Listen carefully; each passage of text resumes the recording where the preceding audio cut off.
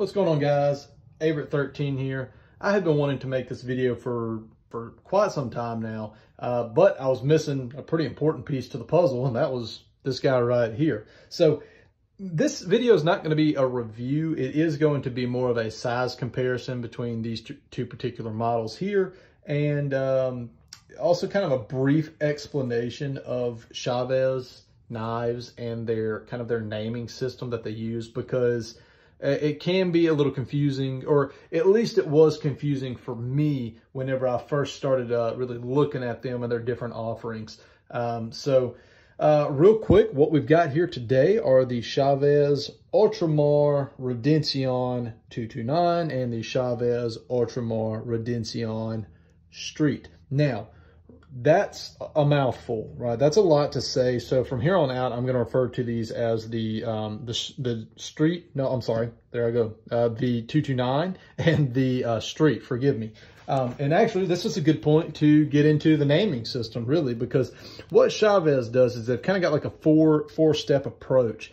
So of course, Chaves is the maker. Ultramar is the line. Okay, and all that means, when you see Ultramar, is this is their made in China line. That's their budget line. Now, they're made by Riot, so these are high quality knives, okay? So don't let budget, made in China, don't let any of that scare you. These are really well made high-end knives, okay? And then, of course, you get into the model. These two particular are the Redencion model, but there are models like the Sangre, which is like a Warncliffe style, Liberation, that's like a flipper style. And then there's, of course, the size, right? And that's either going to be the 229 or the street. And you can think of this as like large and, I wouldn't call it small, but like large and medium, right? So large, medium. Just know that the 229 is the bigger version. The street is the smaller version, more compact version. Now, there are some exceptions to this, and that's only because there's, as of now at least, there's only one size for these other particular models. That's the TAC or the TAK, the Chub, and the Scapegoat. There's only one of those, so they don't go into the, there's not a Scapegoat 229 or Scapegoat Street. It's just a Scapegoat because that's all there is, right? So real quick though, like I said, this is not going to be a review. I can lead off and tell you that these are great knives. Both of them are great. They're just for different people is all. Of course, if you like bigger knives, you're going to like the 229. If you like smaller knives, you're going to like the street, right?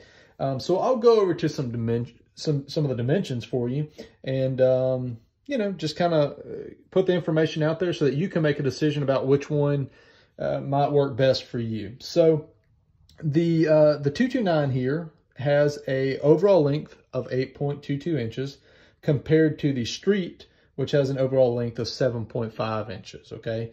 On the 229, the blade length is 3.63 as opposed to 3.25, all right? A handle is 4.59 inches on the 229, and it's 4.25 inches on the street here. Now, interestingly, they're essentially the same width, right? They're essentially exactly the same. I think one might be a few hundredths or thousandths smaller than the other one, but I mean, you'll not be able to notice it by holding them. They're essentially the exact same width, right? Now the height is a little bit it's a little bit slimmer, not quite as high on the street. The 229 is a little bit taller. However you want to think of this dimension this way, it is just a little bit taller. Okay. Now, interestingly, the weight on these. So, of course, this is a micarta scale variant of the 229. It weighs 5.2 ounces. The street has a full TI, and this is actually 5.3 ounces. So that just goes to speak, just to how good, or if you're looking for a lightweight model, you'd want to go with something like the micarta instead of the titanium, right? So it's kind of interesting that this is a smaller knife all the way around, essentially, but it weighs more than this one. So, yeah, pretty interesting observation there. Now, price-wise, they're very similar in price. It's not like one is half the price of the other one. I think the MSRP on this one's right around $350. MSRP on this one's like $335. Now, secondary market prices, that gets even narrower. You could probably essentially find these for the same price, more or less. So yeah, I'll knock out some size comparisons real quick. I'm only going to do a couple. This is a Hinderer XM18. Now, this is essentially the same size as Spyderco Paramilitary 2, right? So if you don't have an XM18, never handled one, just imagine your Paramilitary 2 here, and you know, you'll get an idea for the size of these.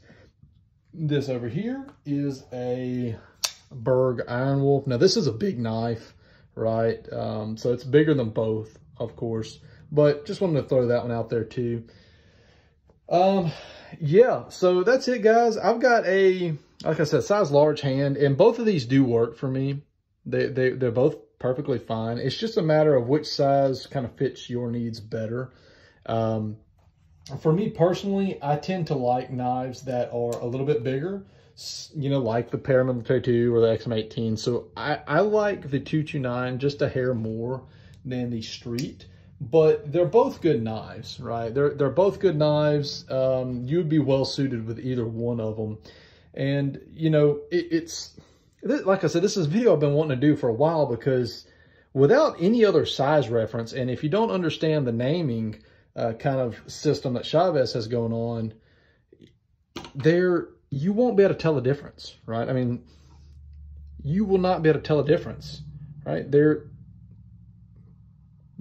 look the same, right? Now, I've got this one held further back just to kind of emphasize my point here, but without any sort of frame of reference or without understanding the naming system of Chaves, you can't just look at a picture of this and know it's a 229, and you can't look at a picture of this and know that that's a Street, right? So that's really why I wanted to do this video, because I just, for the longest time, I was like, man, these look the exact same. What makes one a Street? What makes one a 229? Well, it's because one's bigger than the other one. So that's it, guys. Really, you know, like I said, straightforward video here, not getting into a review of these guys. Just wanted to kind of explain some of the naming terminology and the size difference between these two particular knives here. And so, guys, if you got any questions or comments, feel free to leave them down in the comment section below. Of course, I always appreciate liking the videos, and if you'll subscribe, that would mean a lot to me. I try to put out some, I don't know, what I think is decent content. So, guys, that's it for this one. Take care.